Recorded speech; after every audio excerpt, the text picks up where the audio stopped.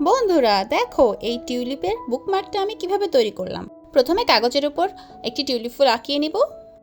তারপর একটা গ্লুগানের সাহায্যে ফুলটার উপরে হাত ঘোরাতে থাকবো। প্রথমে নিচের পাতাগুলো আঁকিয়ে নিব। পাতাগুলো আঁকানো হয়ে গেলে তারপর ফুলের কাজ শুরু করব। এই দেখো, আমার পাতাগুলো আঁকানো হয়ে গেছে।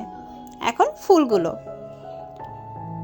আস্তে আস্তে ফুলের উপর হাত ঘোরাতে থাকবো। দেখো, আস্তে আস্তে ফুলটা হয়ে যাচ্ছে, প্রায় শেষ। আর একটা দুইটা পাপড়ি আছে।